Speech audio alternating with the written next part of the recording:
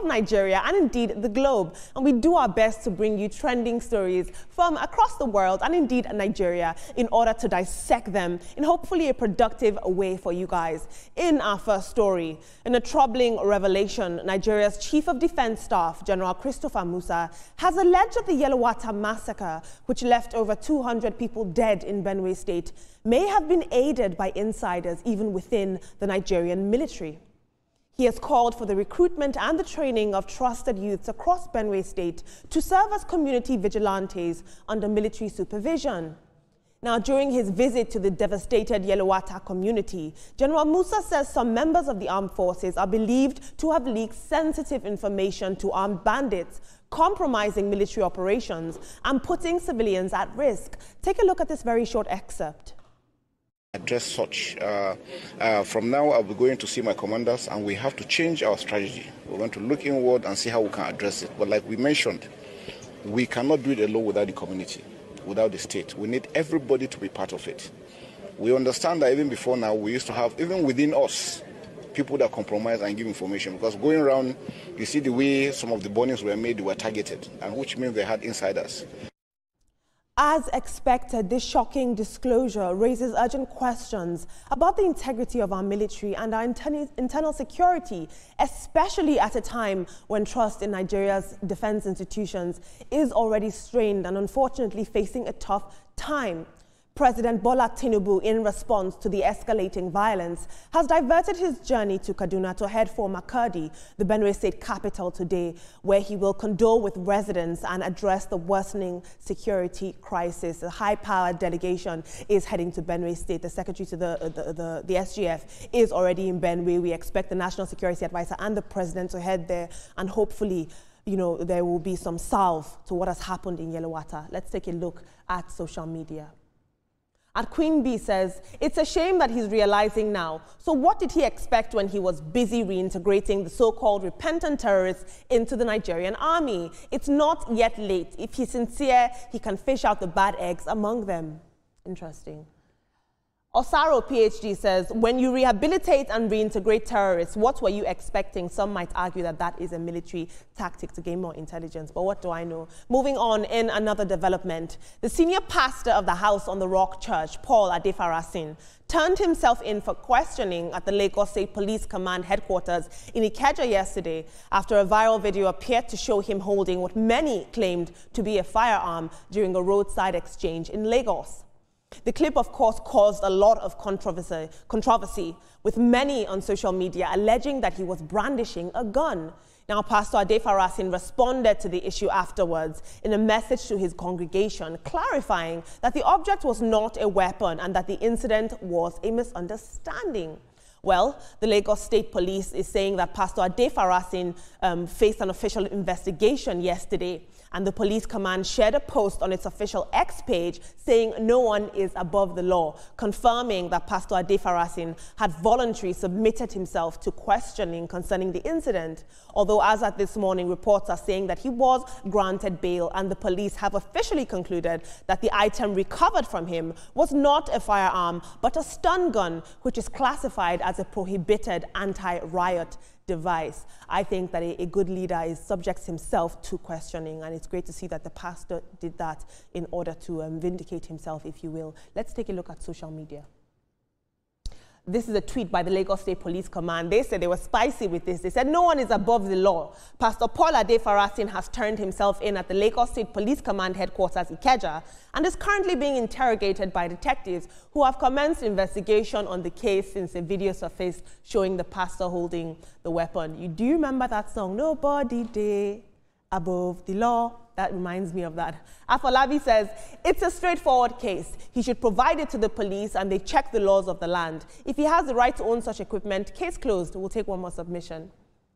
Bakrashah says, for goodness sake, don't you people know what a real gun looks like? That's not a gun. Look at the still image posted here, the clearest yet. It has a shiny face in the barrel and can never be a gun. No indication of a gun-like trigger. That's a taser. We're not security experts, unfortunately. But speaking of guns, a tragic incident has unfolded in Awka, the Anambra State capital, after a 10-year-old boy accidentally shot and killed his father, a serving police inspector, with an AK-47 rifle.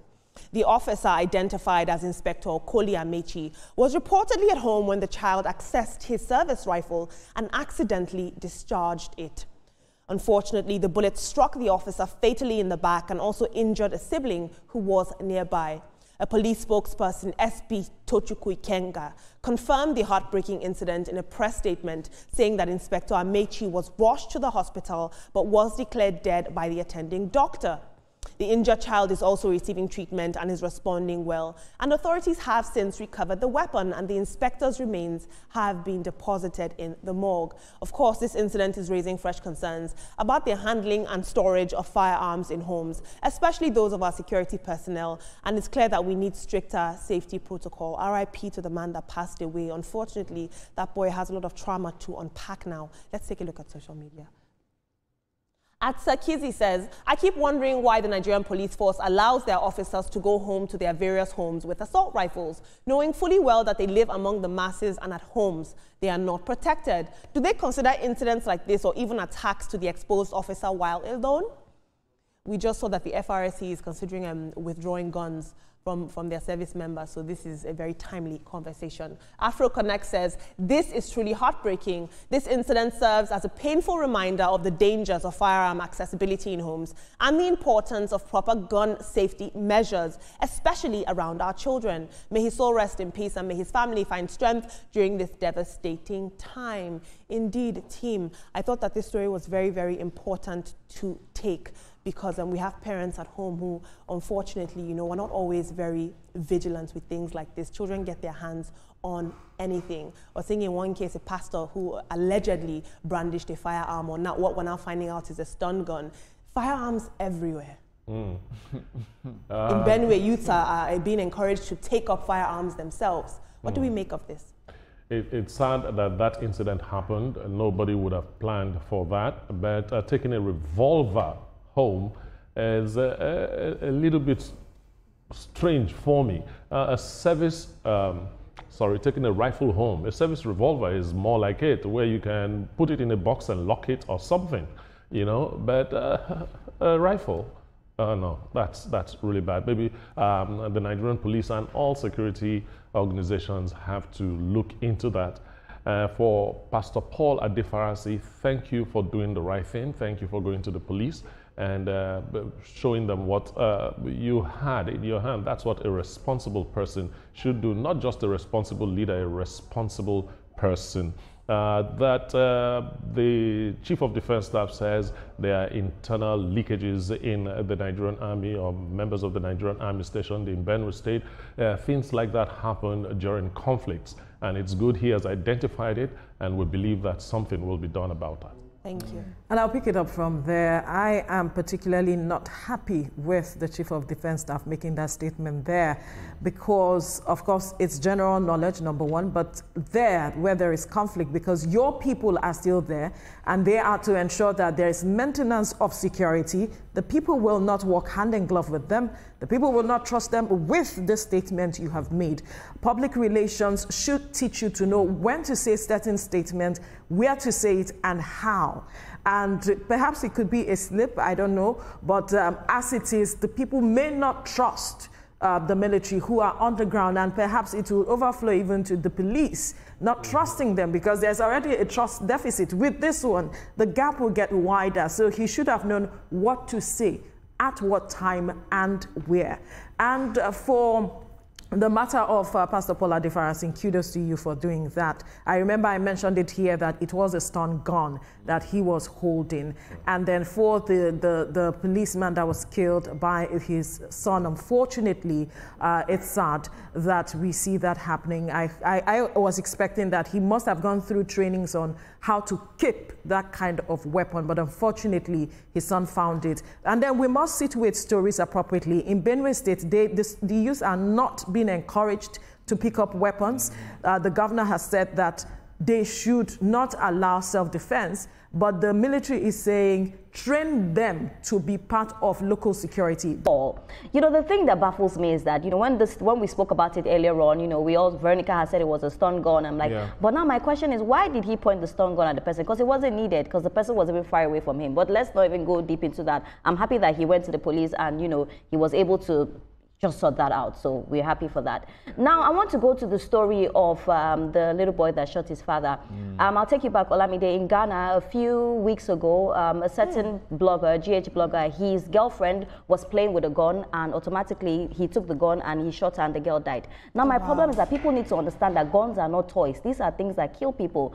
I'm sad about the fact that you know you have children and you're an officer. Your gun should not just be lying anywhere around. And I'm really happy you took this particular story, because it will serve as a lesson to other, you know, police officers that are parents. A gun is not a toy. It's a serious element. It kills people. Because the story in Ghana also really hit me. And now hearing the story again, shooting somebody by mistake, that boy is going to be traumatized for the rest of his life. Absolutely. It's a sad one. It's a very sad one. For being accused for killing his father. It's a really sad one, frankly speaking. But I'm really concerned about what happens to the boy now. I mean, would he be charged for, I don't know, you know, he's a minor. It's a minor, I mean, 10 years, obviously. But, you know, my dad retired as a senior custom controller of customs. He used to sometimes come back with his rifle at home, you know. But then where that thing is, I don't care what you do, you can't get to it. And that's where the discipline of our officers come in as well. You need to know how to, if you have to even take it home in the first place, which I don't know if that's right for them to do, but if you have to, you know, it, like you said, it's not a toy item. For Pastor Paul, at the end of that conversation, Olamide, you mentioned that it's a prohibited item, a stun gun. If that's the case in Nigeria, which therefore then means Pastor Adefarasin shouldn't have even had it in the first place, you know, that the police should keep looking at. And for our military, all we want is an end to killings in Benue State and all across the country. Talk shopping is not what we want. We want an end. QED. We want to see actions. Period. Thank you so much for those wonderful submissions, as always, team. Moving on, in another development, a viral video from the Olabisi Onabanjo University, OOU, Ago Iwoye, has triggered widespread criticism after showing female students being checked for bras before entering an examination hall. Now, footage shows students queuing at the school's main campus while unidentified officials appear to inspect them before allowing the students into a computer-based test venue, seemingly to confirm if they were wearing bras or not. Now, this practice has, of course, caused a lot of chatter online, and public opinion is calling it intrusive and a violation of personal dignity. There is a lot of online sentiment that the method of enforcement could amount to harassment and perhaps also reflects misplaced academic priorities. Now, the Student Union Government President Muiz Olatunji has responded to the backlash in a public statement, and he says that this no bra policy is not new and it forms part of the university's code of conduct. But he also says that the union has engaged with school authorities regarding the method of enforcement, which continues to, of course, draw condemnation across social media. We saw how our students during JAMB and YX struggled with education. We don't need to make it even more complicated for them. But I do understand that there is a lack of decency epidemic among a lot of Nigerian women. We must play the part and act the part and move modestly. Or not. Laugh and Learn says, urgent action is needed to address the growing issue of indecency in the country as it continues to escalate daily. This is good for them. Damola Olariwaju says, so no bra means no brain now. Exams were supposed to focus on books. Why didn't they care about bras during classes or tutorials? If it's not about education, then it's just another control tactic masked as morality. Priorities are scattered. Interesting. Moving on, in international news, as the 4th China-Africa Economic and Trade Expo kicks off in Changsha, China, oh, that was a mouthful. A Nigerian attendee's criticism of her country's exhibit has caused a lot of conversation online and offline. The young woman shows visible disappointment in a now viral clip, and she's lamenting that only granules, cashew, and gari was in display as finished products in the Nigerian store. Her reaction caused a lot of conversation online, as many people are asking if, as a country, we put our best foot forward on such a significant global stage. Many people are asking if the simple display of cashew gari should have been more innovative, export-driven, and a better representation of Nigeria's industrial and technological potential. Take a look. I am asking, where is the best of Nigeria? I'm done. Yeah, he's angry because Nigeria pavilion is very scanty. Nothing is here. Nothing is here. And he's so angry about what is like the condition of this place. Everywhere is very empty. Can you guys see? Very empty. Compared to other African pavilions, they have so many things. Do you know how angry? Look at what they brought. Slippers. And we got no slippers. Now, the China-Africa Expo aims to strengthen economic cooperation between the world's largest developing country and the continent with the highest number of developing nations. But the question we must ask now is Nigeria underselling her capacity? I don't know. Some might argue that we need to move from being a supplier of rudimentary and raw products to being a producer of competitive finished products. A lot of our peers, our African peers in Rwanda, apparently they showcased more innovative items, but I didn't see any of their stalls. Let's take a look at social media. Adrinji John says, but those are also good export products. The thing is, Africa at large has a problem with focusing on improving innovations. The tech funding system has been monopolized, and innovators who needed the capital are not getting it. No government is trying to create an experience around their countries to promote innovation. And FIFA Bank says, to be fair to Nigerians, Chinese people go to all these expos, buy everything, and go back to trademark what other nations exhibited. The next time you see your invention, it will be an improved China version, exported all over the world. You feel like, what exactly is the government doing to help our own small and medium enterprises to not only protect their intellectual property, but also mainstream their products? Very interesting. Before I hand over to my wonderful and capable team, I'd like you guys to please chime in on the conversation with the hashtag trending now on TVC on any social media platform of your choice. You guys are yet to do that, but I'm hopeful that I bring a trending story that makes you just want to press your keyboard and hit me up. But Ria, you know, you traveled to South Africa for the Travel in Daba. Do you think that Nigeria, when we're put on a global stage, when we're standing next to shoulder to our peers, do we put our best foot forward? I'm not going to lie, even at the Traveling Daba, I didn't really see a lot of Nigerian exhibitors. Most of the people were from Kenya, you know, other countries. And the few Nigerians I saw, it was food they were selling, you know, to be honest. So when it comes to that, I'd leave it there. It goes to show that somebody is not doing his work or her work, depending on the person that should take care of that. Gari, cashew, and the rest. Yes, they are the things we have here. And the thing that made me laugh was bathroom slippers that I saw there. It's quite discouraging.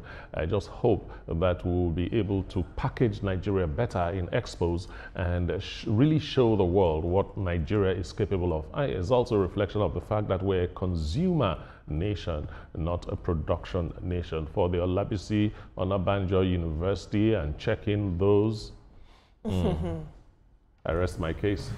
Okay, I'll pick up the case because that's,